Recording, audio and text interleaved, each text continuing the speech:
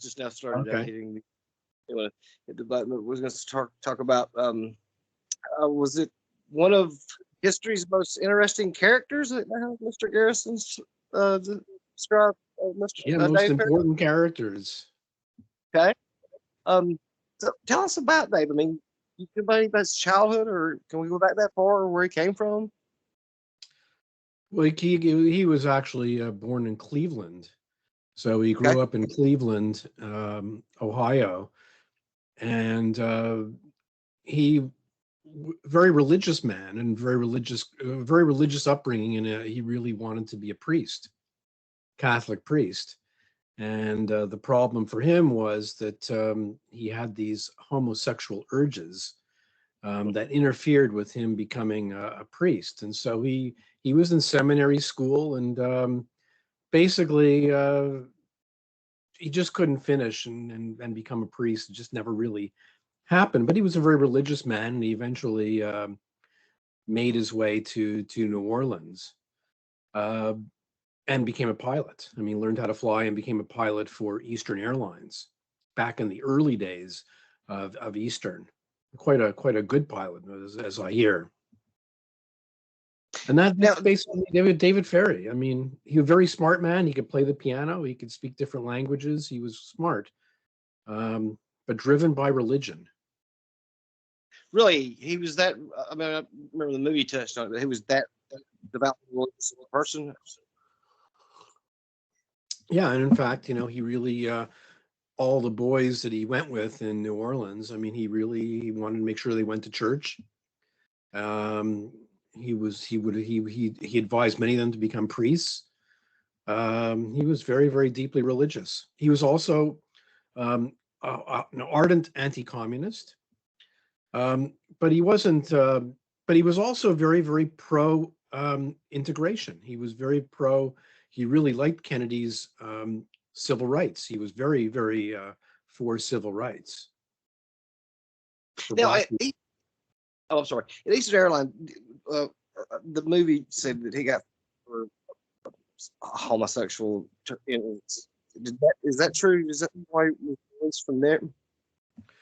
Well, he was the problem for David Ferrie is that he was cavorting with underage boys.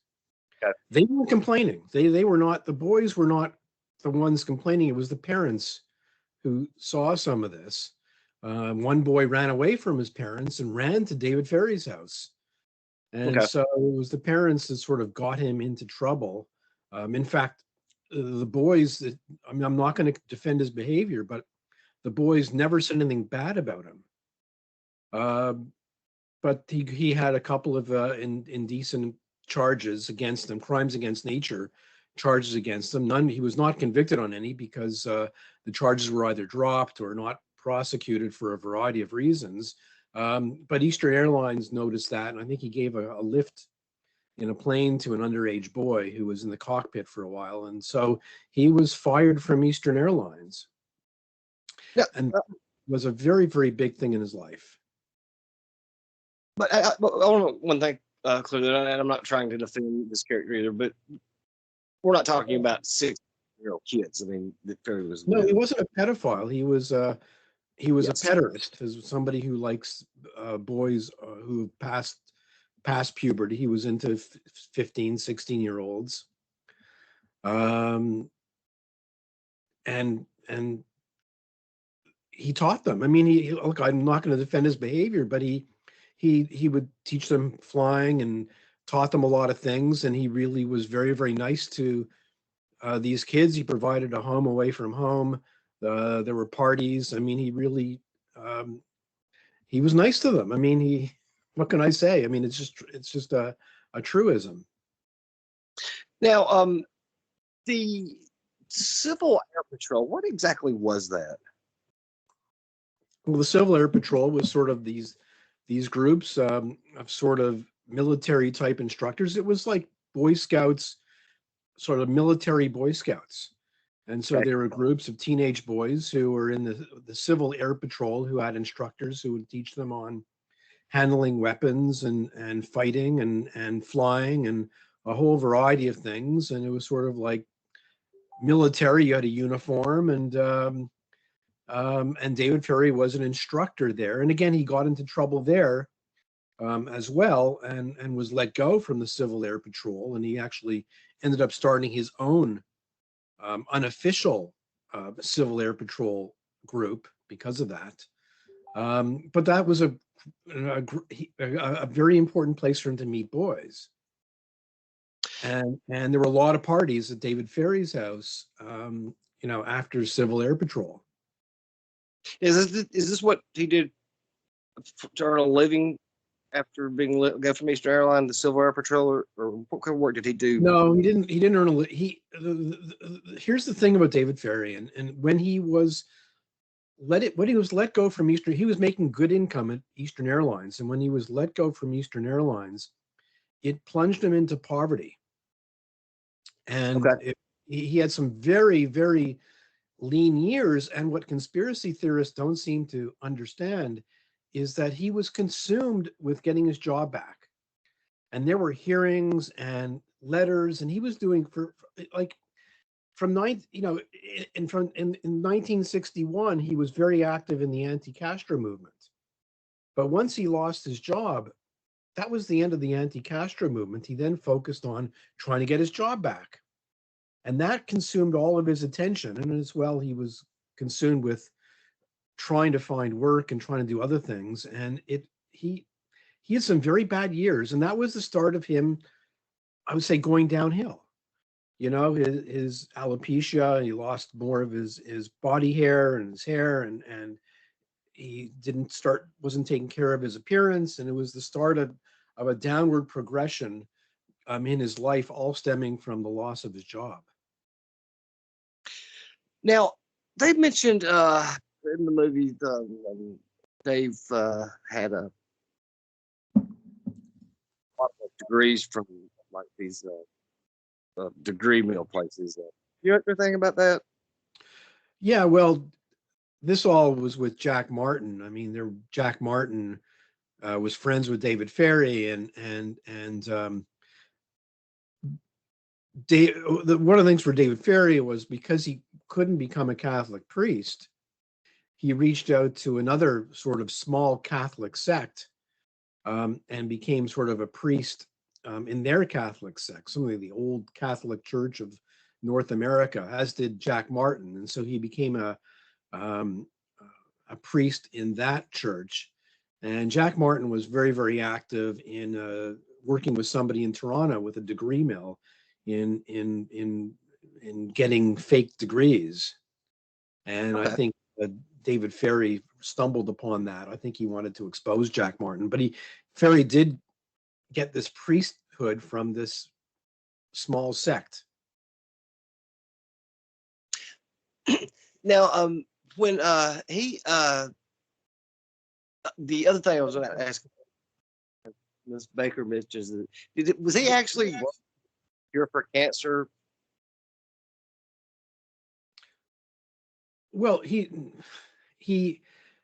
think this was in the middle 50s. I mean, yes, he did have some mice in his apartment at one point, and he was doing some work along those lines. I don't think it was very extensive. I mean, again, he was a very smart guy, so he was drawn to all sorts of things, science and all sorts of things. And I think he did have mice in his apartment at one point, but I think it was in the 1950s, and it was for a very short period of time. Okay. So now back to talking about Jack Martin. This is how Ferrie got. But Martin makes the that he thinks that he was going to be a getaway pilot for Oswald or the assassins. Is that how he got pulled into this? Well, Jack Martin, Ferrie ended up, working for G. Ray Gill, who was a lawyer who worked for Carlos Marcello. Yeah, okay. So Ferrie was doing work there, and Jack Martin would occasionally walk into the office. They knew each other. They knew each other from Bannister. And at some point, they had a falling out, very big argument, and it became sort of a feud between the two guys. And so Jack Martin had it in for David Ferrie. And the weekend of the assassination, Jack Martin was sitting at home watching the TV, drunk, and he was learning about Oswald and the Civil Air Patrol. And he knew that Ferrie had been in the Civil Air Patrol. And so that got him thinking, oh my God, they probably knew each other. And oh my God. And then he learns from one of his associates, Hardy Davis, who tells him that Ferrie is on his way to Texas. Because Ferrie had driven the night of November 22nd with two boys to Texas. And so this was something big for Jack Martin. And so he got on the telephone and he called everybody he could, including Herman Coleman, who worked in the district attorney's office. He also called the New Orleans Police Department and started talking about the links that he saw between David Ferrie and Lee Harvey Oswald. And he even wrote letters to the FAA. He just anybody he could think of, he was talking about them, and that's where this all started from. So, do you think Jack Martin, in his mind, he really thought Ferrie was involved in this, or he was out to get him? He was out to get him, and you see these linkages. I mean, it just made sense to him that Ferrie and Oswald knew each other, and they were Ferrie had a rifle, and why is he going to Texas? That's suspicious, and so they must be involved. Then he made up a few facts, like Oswald had Ferrie's library card, blah blah blah, and Jack Martin became a big star. I mean, he was everybody wanted to talk to him. Yeah, I know in one of Garrison's first book or something, Martin, nothing but a drunk, and then on the Trail of the Assassins, he had him as one of the greatest investigators of the 20th century. He said he told the FBI that when he got drunk, he suffered from telephonitis. So, tell me about the because we've seen in the movie the huge raid up there. I think it was Pontchartrain, or was this Operation Mongoose? Was there anything to that about another invasion of Cuba? Well, Operation Mongoose was basically a part of the American war against Castro, or covert war against Castro.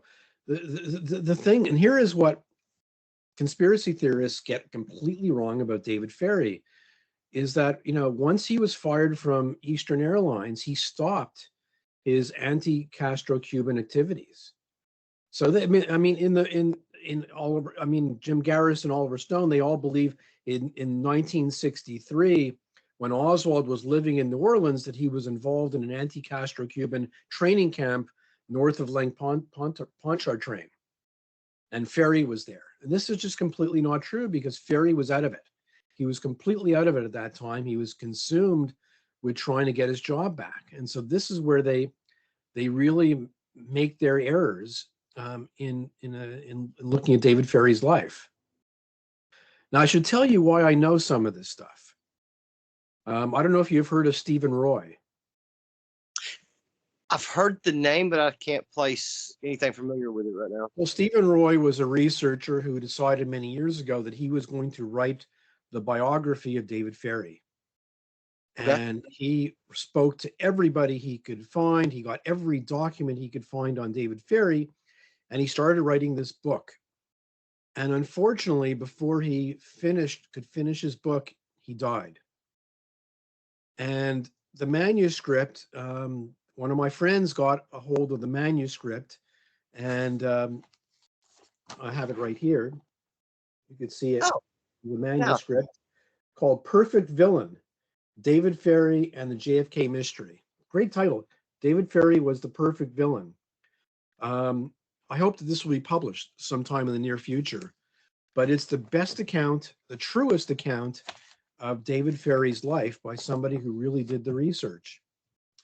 And so it was very clear to Stephen Roy that all these rumors about Ferrie and Oswald were were not true. Yeah, because we've all seen the picture, of ties them together, right? 1956 or 55 was it when Oswald was just a teenager? Yeah, so they were definitely in.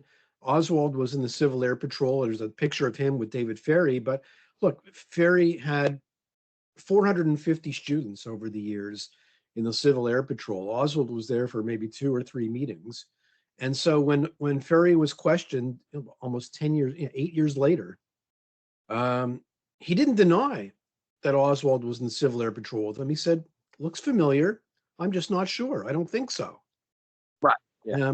And in fact, one of the other boys, Edward Vogel, called up Ferrie and said, you know what? You were there with Lee Harvey Oswald. You were there together. And that's sort of like, that's when Ferrie realized, okay, yeah, I might very well have been there with Oswald, but I don't really remember him. Yeah, I think sounds very reasonable. So, now the trip to Houston, he was going to look at skating rink, and actually, sorry, go ahead. Well, basically, the day of the assassination, David Ferrie was in court. There was a court case against Carlos Marcello, and Ferrie was in court. And in mid-afternoon, Marcello was acquitted of the charges, and Ferrie decided that he would go with 2 of his boys, and they would go to Texas. Now, one of the reasons they wanted to go to Houston was that Alba Buff was a very good roller skater, almost championship level roller skater, but he had never gone ice skating. And so he wanted to go ice skating, and there were no ice skating rinks in New Orleans. So they decided, you know what, just for fun, for a weekend, we'll drive to Houston. There's an ice skating rink there. We'll go ice skating, we'll have some fun, and then we'll come back. And that's exactly what they did. They went to Houston, they went ice skating, then they went to Galveston, didn't really do much, and then drove back. On the way back, Ferrie actually had some business to conduct in, I think, Alexandria, a small town in Louisiana. He had some business to conduct for G. Ray Gill, and then they came back to New Orleans. And for people who probably wouldn't know, they talk about the getaway pilot from Houston. It's like 3 hours from Dallas to Houston. Yeah, well, there were these rumors that he was going to be the getaway pilot. I mean, it's kind of crazy to drive to Houston with 2 people with you. If you're some getaway pilot, it's just complete nonsense. So Garrison actually brings him in after this, and he's questioned by him and the FBI and released, right? So yeah, Ferrie on the way back, he was calling G. Ray Gill to talk about his meetings and stuff, and Gill says, look, you're wanted. The police here, the district attorney's office, they want you to question you about the JFK assassination. You better get back here ASAP. So he drives back and drops off his buddies, and he sees that there are police at his house. And so he's not sure what to do. He's a little nervous, and he goes out to small university where he has a friend, and sort of goes and stays with one of his friends for a few hours. And then goes back into town and the police aren't there. He changes his clothes and he goes down to the police office to talk to the police and Garrison's men, where he's interrogated, and the FBI also talked to him. So that was pretty unnerving to have that kind of news on the way back from a trip that she was wanted by the FBI, and they're at your house on the assassination of the president. Yeah, not only that, they arrested Leighton Martins, who was staying with Ferrie. They actually, just without a warrant, they took a whole variety of stuff out of Ferrie's house. So he was pretty upset by the whole thing, and you could read his statements to the FBI. They're all online, and of course, you could also read, which I put on my blog, his 2 statements to Garrison's investigators, one in December of 1966 and one in February of 1967. Now, Ferrie was probably one of the most investigated people ever. Dallas, I mean, even the Texas Rangers, I believe, looked into Ferrie's. Nothing was turned up at all connecting Ferrie to this. Is that a fair statement? Yeah, well, look, he was not, he was a subject of a lot of stuff, let alone when the Garrison investigation started. I mean, Garrison put him under police surveillance at his house. And also, not just surveillance, Garrison also sent agents into his life to infiltrate his life and to goad him into certain things. And I think this contributed, to his death ultimately. So Garrison restarts the investigation after that meeting with Senator Long, I believe, and starts with Ferrie again. And like mentioned about the agent. So what about this meeting at the hotel portrayed in the movie, or Ferrie's confession? Did this meeting really take place? No, that is a complete fiction. It is true that Ferrie was being hounded by the press. So when the whole thing goes public, I mean, Ferrie's phone just goes crazy. He does talk to a lot of people on the phone and tells them this is really nuts. He does actually see a few reporters like David Snyder and George Lardner. But at some point, I guess it got to him, and they put Ferrie up at the Fontainebleau Hotel to get away from the press. I think he stayed there one night and slipped out. And there was no mention in any Garrison document about him talking to Lou Ivan or anybody else about anything while he was there. There's no record of that happening. And so he did stay at the hotel, but didn't say a word. Now they say in the movie where Ferrie makes the statement, "I'm a dead man." That I think he did. I think he said that. But he was also a very sick man. True, right? He was also what? Sick. I mean, he died with a. He was very sick. So I think there's two things there. He was in January of 1967, February. I mean, he was very sick. He thought he had encephalitis. He had headaches. He was having trouble walking. He thought he was dying. And the other thing was when the Garrison investigation broke, he was deathly afraid of Garrison because if he had been arrested, if he had been convicted or gone to prison, he was known as a child molester. And child molesters are not well treated in prison. And that's where I think he really said, "I'm a dead man," because he knew what could happen to him. He was scared out of his mind.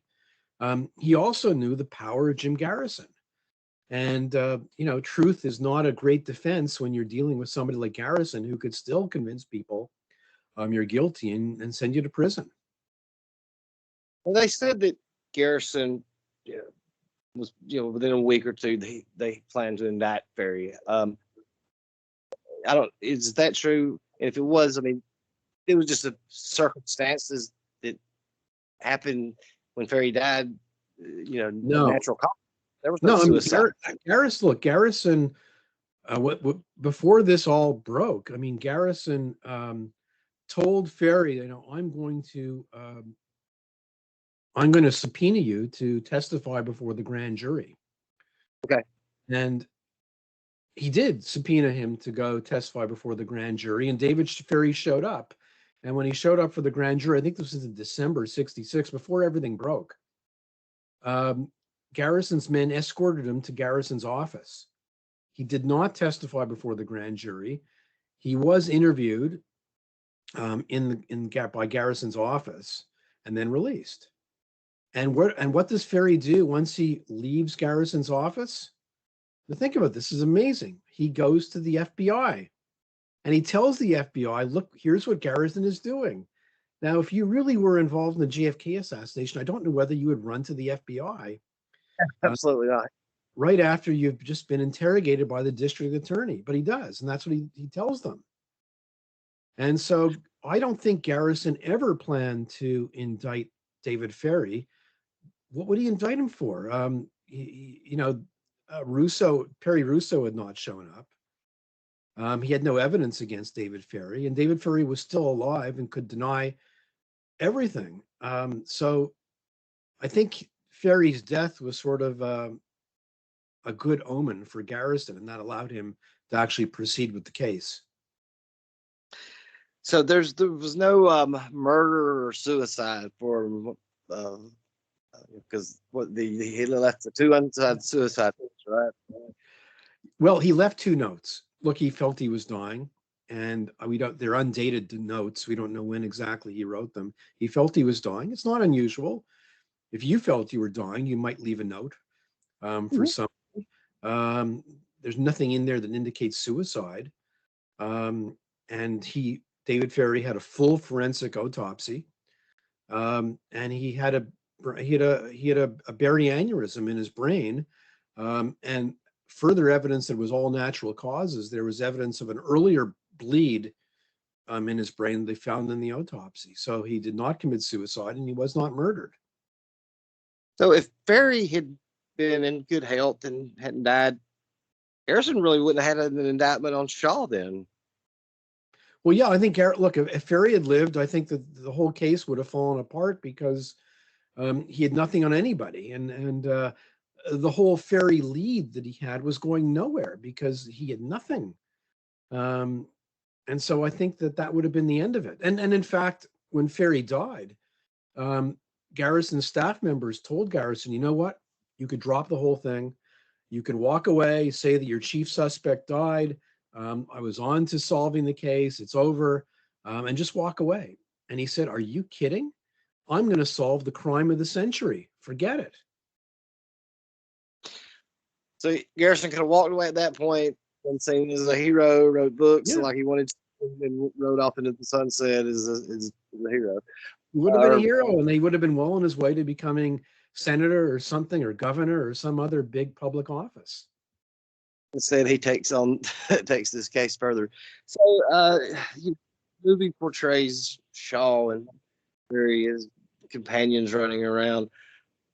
Did they know each other? I don't think they knew each other. They certainly had different social circles. None of Shaw's friends saw them together. None of Ferrie's friends saw them together. So I don't think they knew each other. Of course, it's very hard to prove that they don't know each other or didn't know of each other, but there's certainly no evidence that they did. Yeah, they just don't strike me as the type of people that would run around together. I think they could have seen each other in a bar, or they could have certainly seen each other in a gay bar, but doesn't mean they're friends. And look, Shaw had a very high-powered job, and he was somewhat discreet in what he did. At night, he would go off into part of the gay world, but Ferrie was picking up boys through Civil Air Patrol. I don't know whether Ferrie actually hung out in the bars. Now, in the Oliver Stone movie, they tie Bannister, Ferrie, and Shaw together, but they never really said how. They just did that together. I mean, how did he do that? Is this just what he did? Just ties it together? Okay, here are these three of us that are all together with Oswald. Well, I mean, you've got the Clinton witnesses, and so this was a very, very big surprise at the Clayshaw trial, was that there were these witnesses from Clinton, Louisiana, who testified that they saw Clayshaw with David Ferrie and Lee Harvey Oswald in the small town of Clinton, with this convoluted story of Oswald registering to vote because he wanted to get a job at the Eastern Louisiana Mental Hospital. And they drove up in this big Cadillac, and so you had a parade of witnesses who saw them all together. That was the start of the trial. I think this was all fabricated. None of this is true. There certainly may have, Clinton was the hotbed of KKK activity at the time, and there was a lot of FBI and other officials out there watching voting drives to get Black people to vote. There certainly may have been some strangers in town. But the whole idea of Oswald, and he applying to be an electrician at a hospital, I just find it very, very hard to believe. I forgot about that. I'm glad you brought that up, because I wanted to mention that they remembered seeing these three men from 4 or 5 years earlier, 6 years earlier, and it stuck out distinctly in their mind. I can't remember three people from last week, so how are they going to remember And, what? I think what's striking. I mean, look, if Oswald needed a job, and he really knew Clayshaw, look, Mhm. Clayshaw had a lot of connections. He could get him a job easily in New Orleans. Yeah, right. You don't have to go out to Clinton KKK territory to get him a job. I mean, it just doesn't make sense. And I don't even think Shaw was even driving vehicles at that time, was he? No, in fact, part of the story in Clinton was that they checked out the car, and the car was belonged to the International Trade Mart. Now, Don Carpenter, who wrote a really good book about Clay Shaw, went through the Trade Mart records, and they did not lease any cars. They didn't own any cars. There were no Trade Mart cars. And so this is another fiction. I also have a very interesting document from the House Select Committee on Assassinations. They asked Garrison, they actually phoned up Garrison, and they asked him, well, look, when they said that they had checked out the car, did you look into this? Did you actually check out this in 1967? And he said, I just believed them. There was no need for me to actually investigate. I just believed them. Now that says an awful lot about Jim Garrison, that he really had no interest in investigating what really happened. He was quite happy to accept their word. If somehow in Ferrie, um, do you think he would have had a lot harder time of beating that just with the parents and the rumors, him with boys, and he wouldn't have the funds to hire the attorneys like Shaw did?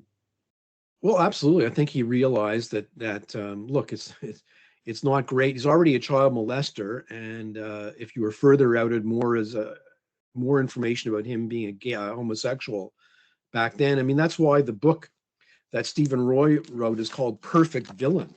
I mean, David Ferrie had this ridiculous look.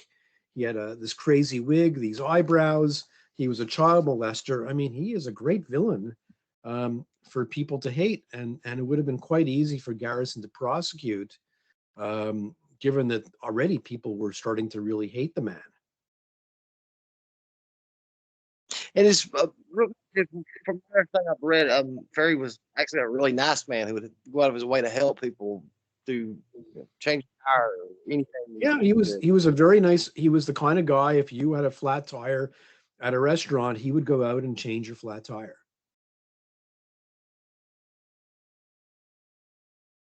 He was a very smart guy, very helpful. People liked him. I mean, I spoke to Alba Buff. I actually spoke to him. He's still alive. He was one of the ones who went to Houston. Still loves him. Loves David Ferrie. I mean, he'll tell you all sorts of great things about David Ferrie. That's amazing. He's still alive. That's 60 years ago almost. Yeah, he's still alive. He's like 72, 73.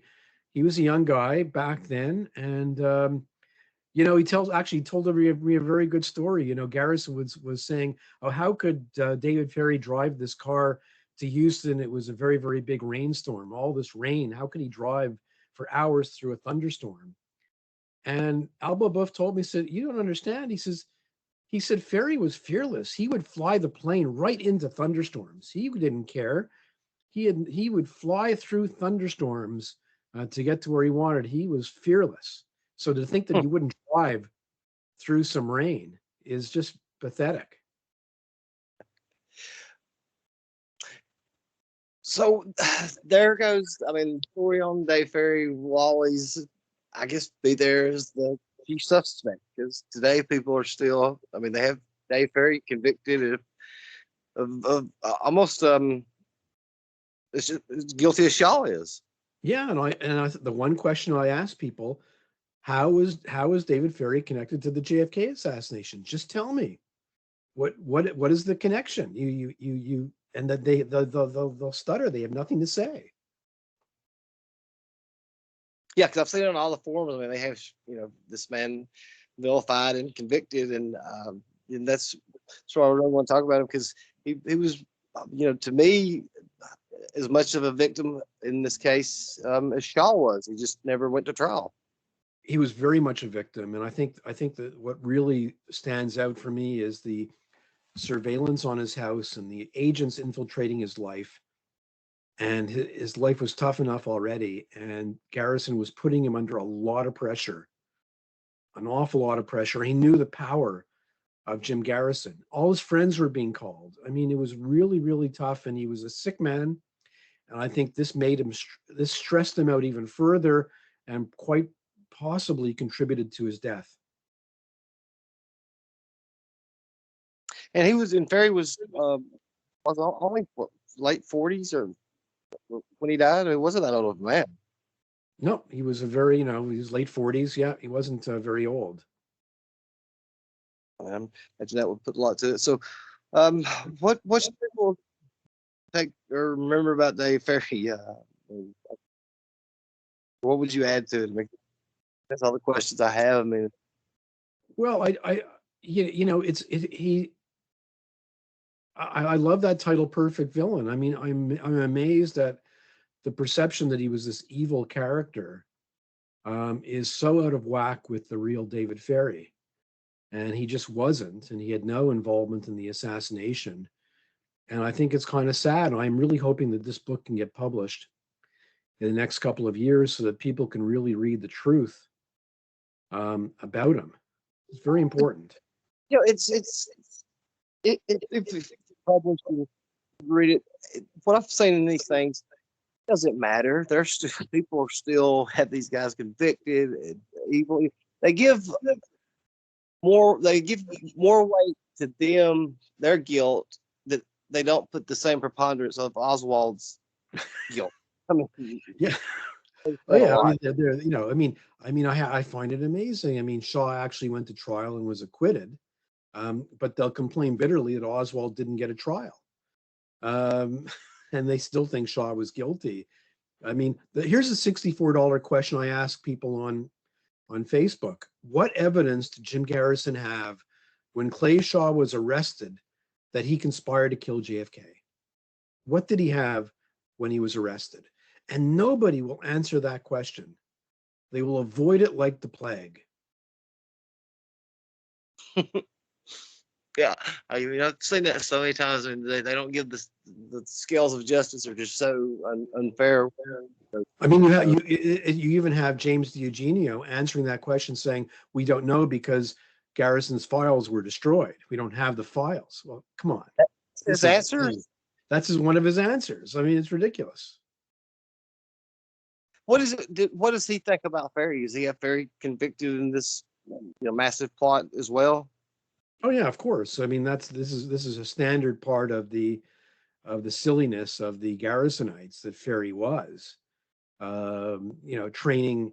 He was involved in training people in 1963. That Oswald and him were training people in 1963. It's just a complete false. It's just not true.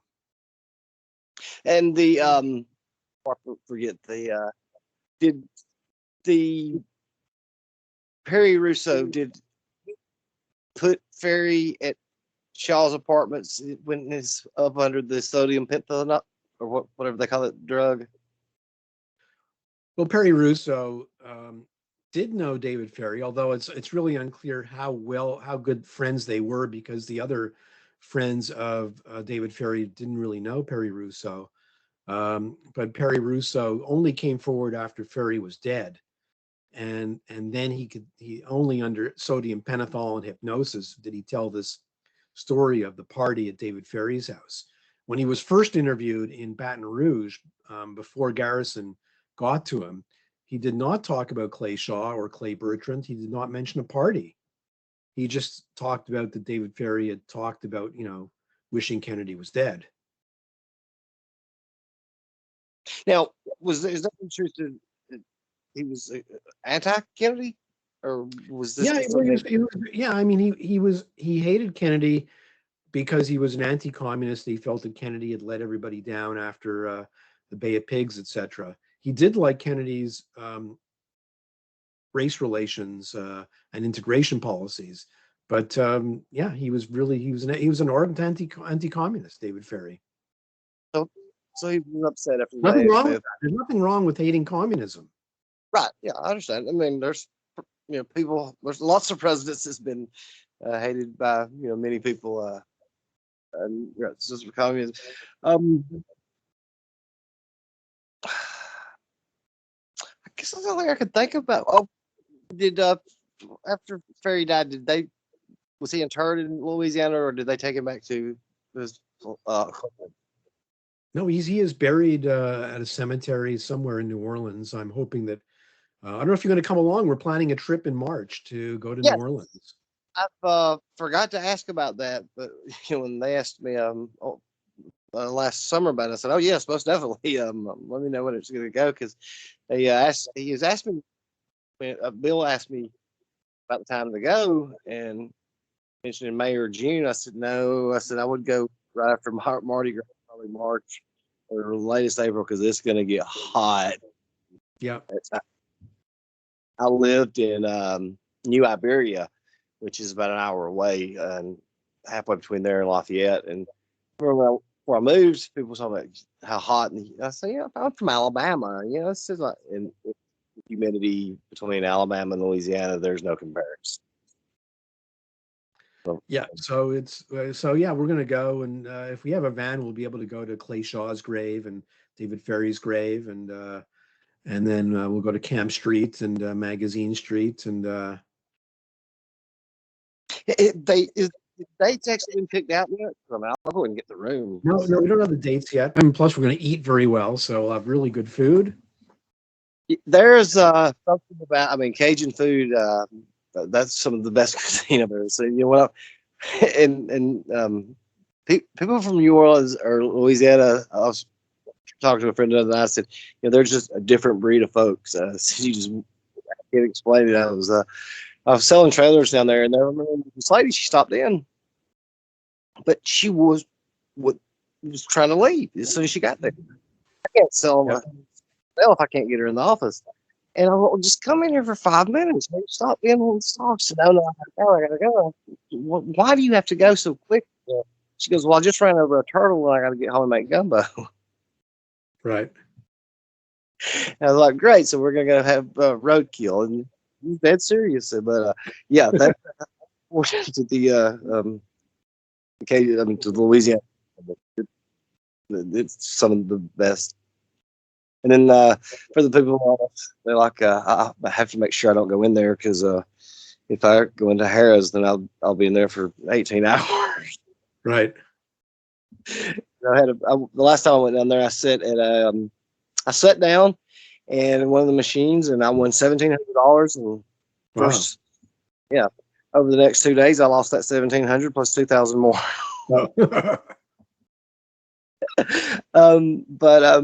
Well, thanks a lot for this, Fred. Because well, thank you very much. It was great, and David, I really hope this book comes out sometime soon, and because people, it's too important a topic for people not to be aware of the truth. Yeah, and I hope if anything, if you can change one or two people's mind, it's got to be worth it. Because when I first started watching it, I thought for sure clayshaw and David was the sinister people that was involved in the assassination, and then I found out that these were two people that have been victimized by history and still are to this day. Yep, still are. Even Oliver Stone has a little section in his new documentary about Clayshaw, mentioning that he was indicted for conspiracy to kill JFK, but they don't even say that he was acquitted. He just says he just admits. It's just so unbelievable. Well, I remember you told me working on it. I'm sorry, what was that? Yeah, I remember you told me last time, but I forgot. Another book that you're working on. Well, yes, and I've actually, my next book I think is going to be more tales from Garrison's imagination. Oh, that should be very interesting. I've got a bunch of news stories that deserve to be in a book that really illustrate how crazy he was. And these are going to be stories not about just about the Kennedy assassination, just everything. No, they're about the Kennedy assassination, but they're sort of stories that don't fit into the main narrative of my book, but they're really good stories. And a lot of it's on my blog in many ways, but I've got some. They're just good stories, and they deserve to be told. Yeah, that's a very good blog, by the way. I've not read up on it in a few weeks. I've tried to keep it up when I've seen it during football season. But it's tied up because David asked me about when I think they went in September. And I said no, I can't. Well, why? David, Alabama. You don't understand this. I'm from Alabama. We don't miss an Alabama game. Yeah, I have to get back on that, and maybe if you can come back on and talk about Guy Bannister, because he was a character that. Yeah, another character. Yeah, is a great, very, very interesting character. Well, okay. Yeah, well, take care. Yeah, thank you very too, much. Fred. Okay, I'll see you later. Yeah, bye. Talking to you. Great day, man. Thanks.